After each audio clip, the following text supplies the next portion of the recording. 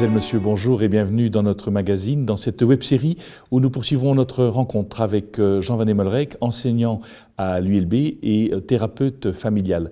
Jean Van Hemelrijk, bonjour. Bonjour. Alors aujourd'hui, je voudrais aborder avec vous une thématique un peu complexe, Oui. qui est la thématique de la réassurance. Si vous pouvez un peu nous expliquer ce que vous pouvez en dire par rapport à cette thématique-là. C'est vrai que c'est pas facile à appréhender. C'est-à-dire quelque part que la première question qu'on doit se poser, c'est pourquoi les hommes se mettent en couple. Quelles sont les bonnes raisons qui peuvent les amener à fabriquer du lien amoureux. C'est pas évident. De tous les systèmes auxquels on s'intéresse, le plus instable, le plus délicat, c'est le lien amoureux. C'est celui qui, par essence même, pose le plus de questions. C'est la fabrique d'un lien intime dans lequel on dépose de manière absolument partagée un même degré de différenciation avec son partenaire. Je vais essayer de le dire en français. L'idée fondamentale, c'est que le couple, c'est un tabouret à deux pieds, si vous voulez, ça ne tient pas. Ça ne tient qu'à la condition que constamment on s'occupe de ce lien en étant à un degré d'implication égal dans lequel on donne et on reçoit de manière plus ou moins partagée. Alors, la notion d'égalité, elle n'est pas politique, elle n'est pas éthique, elle est au niveau d'un degré de connaissance du processus en cours. On pense tous les deux à peu près au même endroit. On tricote quelque chose à peu près au même endroit. En plus, dans le couple, il y a une dimension qui est très simple, qui est celui de la sexualité, enfin très simple, non, qui est très simple de sa complexité, c'est-à-dire celle avec lequel je partage, c'est intime, je fabrique cette danse très singulière qu'est la danse amoureuse, je mets de moi, je reçois de l'autre, j'aime l'autre, je m'aime moi, j'aime mon couple, j'aime la façon que l'autre a de se comporter, il aime la façon que je me comporte, donc on s'aime à plein d'endroits, et il y a cette connotation, cette danse sexuelle, avec toute l'érotisation du lien, c'est-à-dire qu'il y a des choses qu'on dit à un partenaire qu'on ne dirait pas à un ami, il y a des choses qu'on dit à un ami qu'on ne dirait pas à un partenaire, parce que justement, il y a cette distinction fondamentale de la sexualité. C'est très clair, les deux partenaires jouent dans une pièce où ils sont à peu près au même endroit. On peut, à notre insu, dans notre quotidien, rencontrer des gens, devenir des partenaires de vie, regardez le nombre d'heures qu'on passe avec des collègues de travail. Alors des collègues peuvent être des collègues, mais on peut à certains moments connaître un petit bout de la vie de l'autre, exposer un petit bout de sa vie et développer une certaine intimité avec des partenaires de travail, avec des collègues, avec des amis. On se parle un peu, on se raconte des choses. Et tout à coup, il peut se tricoter quelque chose d'intime. On peut tout à coup, à notre insu, se mettre dans une proximité de lien avec quelqu'un d'autre, devenir le dépositeur, celui vers lequel ou celle vers lequel il dépose quelque chose. On peut être l'objet d'un transfert singulier à notre insu. Les psys connaissent cela. On sait très bien, quelque part, quand on va voir un psy, on dépose sur ce psy une série de choses, et puis on dépose sur ce psy bien plus que simplement ce qu'on lui dit. Tout l'art de la psychothérapie sera d'accueillir cela sans ambiguïté. La distance doit être maintenue, la séduction est mise de côté, il n'y a pas d'érotisation de lien, en tout cas de la part du psy. Et si le client, le patient dépose quelque chose d'érotisé, le psy fera en sorte quelque part qu'il n'y a pas d'ambiguïté. Mais dans le quotidien, avec ses partenaires de vie, ses amis, ses collègues, on peut à certains moments se retrouver embarqué dans une aventure qui nous échappe. Tout à coup, de par le partage d'intime, il va y avoir une érotisation du lien. Des fois maladroite, des fois un peu manipulatoire, des fois vraiment accidentelle. Alors comment faire quand quelqu'un, après vous avoir raconté des choses le concernant, de vous avoir confié quelque chose, vient connoter cette confiance de quelque chose de plus érotisé? On est vraiment très mal par rapport à ce moment-là, parce que l'autre, quand il fait ça, il joue quelque chose d'important. Il vient déposer quelque chose à l'autre, parce que l'autre incarne quelque chose de très important pour lui. Il vient dire que ce qu'il dit est vrai, il vient contenir, il vient partager, il vient légitimer, il vient soutenir, enfin, il opère quelque chose sur le plan relationnel qui a une connotation très importante. Et puis on érotise un peu le lien, et puis on est parti dans le fantasme, dans le désir. Si l'autre, à ce moment-là, conscientise qu'il y a cette érotisation, il doit être très, très, très prudent.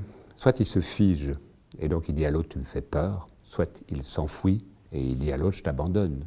On ne peut pas. On ne peut pas ni abandonner, ni agresser. Ce n'est pas de l'ordre du possible. Si on est engagé dans un lien, quelque part, on doit le maintenir et le soutenir. Ça fait partie des choses de la vie. Alors comment on fait quand il y a cette connotation ? Ce qui marche le mieux, c'est bien sûr de remettre à plus tard. C'est-à-dire, quelque part, de dire, là, écoute, là, tout de suite, je ne peux pas, mais on se voit bientôt, et on se fixe une date. Quand on fait ça sur le plan du lien, ce qu'on veut donc dire, c'est que le lien se maintient. Donc je ne t'abandonne pas. Mais je ne réponds pas tout de suite. Je retarde un peu ma réponse. Je serai là plus tard. Quand vous faites ça, quelque part, vous jouez sur cette dynamique qui est fondamentale aux êtres humains, c'est qu'entre vous et moi, il y a un espace. L'espace qui est que nous sommes à 1,50 m l'un de l'autre. Pour toute une série de raisons contextuelles aux caméras qui nous entourent, c'est la distance qui est opératoire. Si demain matin on va prendre un petit déjeuner, il y aura une table, ce sera moins le cas, moins éteint. Donc il y a une distance qui a à voir avec, je dirais, le contexte. Quand il y a érotisation du lien, tout à coup cette distance, elle est questionnée. Il y a comme une tentative de rapprochement. Alors si vous vous rapprochez, moi qui ne veux pas, je vais m'écarter. On va commencer à danser pour essayer de restaurer ce lien. On doit jouer avec le temps. Si je dis je te reçois, je te vois dans 10 jours, on maintient le lien avec une certaine distance, mais qui est pondérée par le temps qui passe. À ce moment-là, quelque part, l'autre n'est pas abandonné, et la traversée érotisée qui est la sienne va souvent, la plupart du temps, se réorienter, s'apaiser, se calmer. Et ça, c'est le lieu de beaucoup de malentendus. C'est, je dirais, beaucoup de gens qui vont en psychothérapie vont au détour de ces malentendus. Ils ont déposé dans le lien quelque chose d'érotisé. Ça leur a échappé. Ils se sont fait rejeter, agresser, malmenés, en ne comprenant pas pourquoi.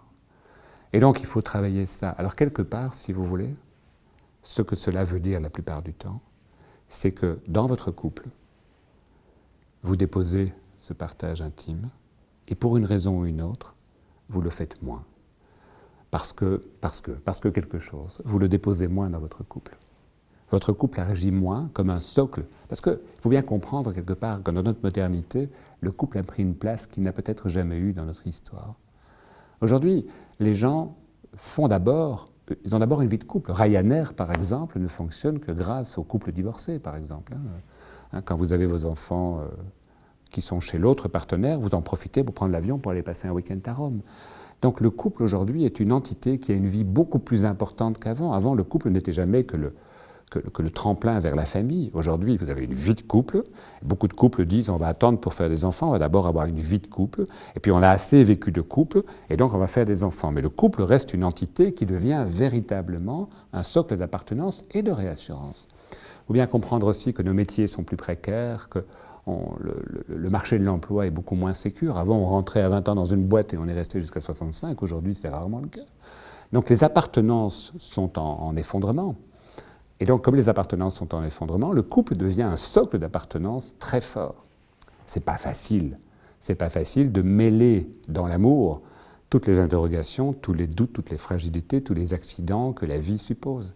Donc, à certains moments, pour toute une série de bonnes ou mauvaises raisons, vous ne déposez plus dans ce socle d'appartenance fondamentale et de rassurance qu'est le couple, et donc vous l'exportez, vous le déposez chez des amis, vous le déposez chez des collègues, et des fois ça peut mal tourner. Justement, si je comprends bien, quand on a bien compris ce concept de rassurance, quelque part, c'est une clé fondamentale pour pouvoir rester fidèle à son projet de couple. Ah bien sûr, bien évidemment, quelque part. Il y a toute une série de choses qu'on ne doit jamais partager avec son partenaire. Il y a quelque chose de l'ordre. La modernité, là, nous fait dire à peu près n'importe quoi. Je veux dire, quelque part, il y a plein de choses que vous ne pouvez pas déposer dans votre couple, que vous devez exporter. Comme quoi, par exemple, pour situer, pour vous comprendre?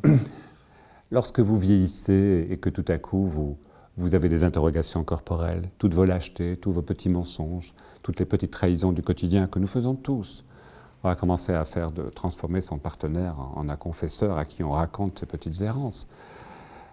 Les petits mensonges de la vie quotidienne, je sais bien, personne ne ment, tout le monde raconte strictement la vérité, il n'y a que moi qui dis ce genre de bêtises, mais vous êtes dans un supermarché et vous croisez une femme qui vous séduit.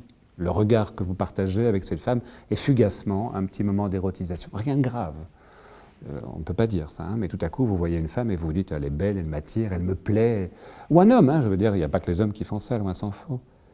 Vous n'allez pas rentrer dans votre couple et dire à votre partenaire, tu sais, aujourd'hui j'ai croisé dans le supermarché une femme qui m'a plu, j'aurais eu l'occasion, j'aurais été faire l'amour avec elle. Jamais. Ce genre de choses, si vous déposez dans votre couple, vous transformez votre couple entre un lieu de massacre. Alors est-ce que c'est un mensonge? Je laisse à l'éthique et à tous ceux qui s'en occupent le soin de définir cela, mais dans l'économie singulière du discours psy, cette part de moi-même que je ne peux pas déposer dans mon couple, je vais la déposer ailleurs, bien sûr. Donc c'est fondamental, parce que dans ce partage, justement, je me réapproprie un petit peu qu'est-ce qui m'est arrivé, je peux discuter, je suis en face de quelqu'un qui ne me voit pas comme un salaud qui va tromper sa femme, mais comme quelqu'un qui s'interroge, qui se questionne, parce que c'est pas facile d'aimer quelqu'un pendant 30 ans, 40 ans, 50 ans, 20 ans, 10 ans. La durée amoureuse, aujourd'hui, elle a été fragilisée par l'État belge. On peut divorcer comme on repeint sa cuisine. Je veux dire, quelque part, le couple est une entité qui est fragile. Et donc, à certains moments, ce qui m'arrive, qui n'est pas un drame pour mon couple, le deviendra si je ne peux avoir que le silence comme partenaire. Si je peux, auprès d'un ami qui ne me voit pas comme un salaud, auprès d'un collègue ou d'une collègue qui ne me voit pas comme un salaud, réfléchir ce qui m'arrive, questionner mon intimité, questionner mon vieillissement, questionner ma vie, questionner les hasards de ma vie, et que l'autre me rassure par rapport à ça, m'apaise, quelque part il contient le processus en cours, ce questionnement qui me traverse n'est à ce moment-là simplement qu'un regard sur moi.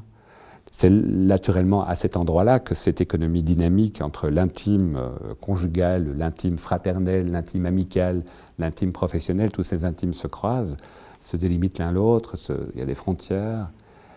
Mais des fois, ça peut être compliqué parce que de temps en temps, lorsqu'on dépose chez une partenaire de travail, d'amitié, de sport, quelque chose de l'ordre de ce qui nous est arrivé dans la vie profane, de temps en temps, il peut y avoir ces confusions dont je parlais et que l'on doit absolument préserver parce que sans ça, on est très mal.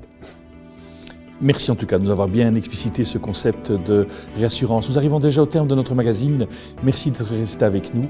Au nom de toute l'équipe qui l'a préparé, il ne me reste qu'à vous souhaiter une excellente journée et je vous dis à très bientôt.